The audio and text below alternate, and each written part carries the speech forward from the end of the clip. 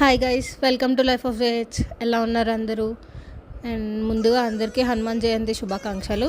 ఈరోజు నేను మీకు మా ఊరి గుడి దగ్గరికి వచ్చానమాట. హనుమాన్ జయంతి సందర్భంగా ఇక్కడ ఎట్లా ఉంటుందంటే మధ్యలో ఆంజనేయ స్వామి ఉంటారు. అటు ఆంజనేయ స్వామి గుడి ఉంటుంది, అటు ఇటు టూ సైడ్స్ రోడ్డు ఉంటుంది అనమాట. అండ్ ఇప్పుడు మనం ప్రదక్షిణం చేస్తున్నాము. ఇక్కడ ఇది గుడికి బ్యాక్ సైడ్ అనమాట.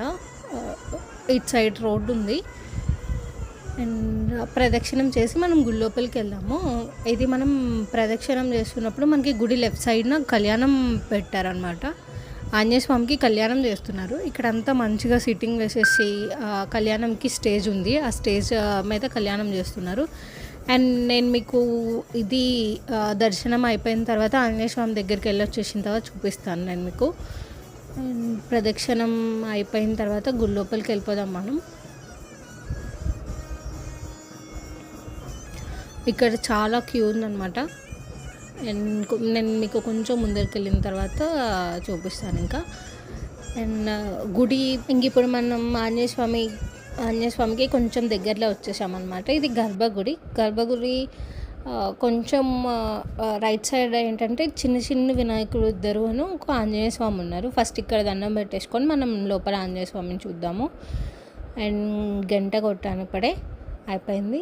ఎప్పుడు చిన్న ఆంజనేయ స్వామి దగ్గర లోపల ఉన్న ఆంజనేయ స్వామికి పువ్వులు సమర్పిస్తారు కదా, ఆ సమర్పించిన పువ్వులన్నీ తీసుకొచ్చి ఇక్కడ పెట్టారు. సో అవి మనం తీసుకోమన్నారు. సో అవి తీసుకున్నాను. అవి తీసుకొని ఆంజనేయ స్వామిని దర్శనం చేసుకున్నాను. మంచిగా అయింది దర్శనం. ఆంజనేయ స్వామి ఎంత మంచిగా అనిపించారో దర్శనం చేసుకున్న తర్వాత భలే మనసు ప్రశాంతంగా మంచిగా అనిపించింది. అండ్ దర్శనం అయిపోయింది. ఇక్కడ ఫ్రంట్ క్యూ ఉందన్నమాట. ఇక్కడ సింధూరం పెట్టుకుందాము, ఆంజనేయ స్వామి సింధూరం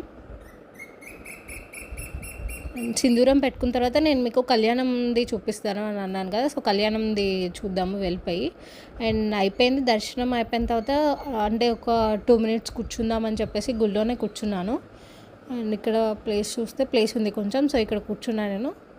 అండ్ కూర్చున్న తర్వాత మళ్ళీ ఇంకొకసారి ఆంజనేయ స్వామిని చూసేసి అండ్ కళ్యాణం దగ్గరికి వచ్చేసాను. ఇక్కడ కళ్యాణం చాలా బాగా జరుగుతుందన్నమాట.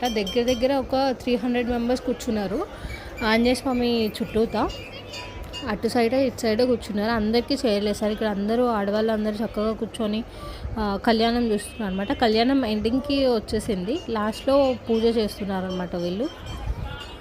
కళ్యాణం మార్నింగ్ 10కే స్టార్ట్ అయిపోయింది. కళ్యాణం 10 నుంచి జరుగుతుంది. ఇప్పుడు నేను ఈ వీడియో తీసినప్పుడు ఆఫ్టర్నూన్ 12:30 అయిందనమాట.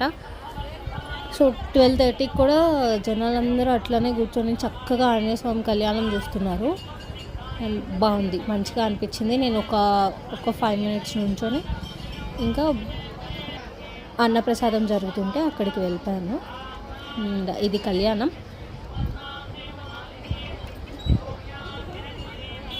సో ఆంజనేయ స్వామి, అమ్మవారు. ఇది మనం లోపల చూసి వచ్చిన ఆంజనేయ స్వామి. అండ్ అన్నప్రసాదం దగ్గరికి వెళ్ళిపోయాను. ఇక్కడ కూడా చాలా పెద్ద క్యూ ఉంది. అందరూ అంటే రోడ్డు మీద కదా, సో అన్నప్రసాదం స్వీకరించడానికి అందరూ వచ్చారు. అండ్ ఇప్పుడు మనం ప్రసాదం అన్నం పెట్టించేసుకున్నాము.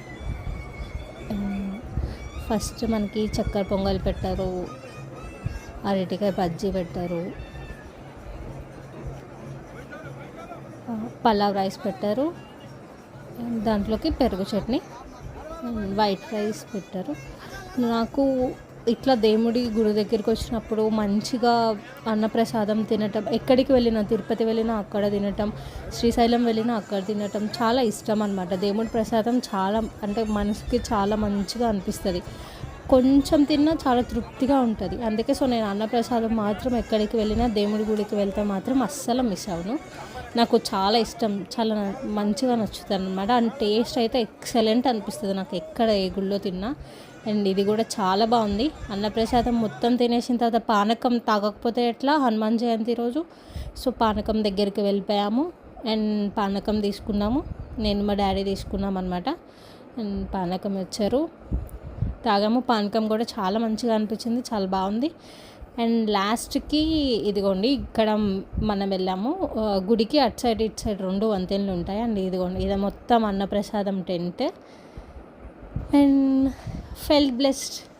Thanks for watching. Please do like, share and subscribe to my YouTube channel for more interesting videos. Thank you.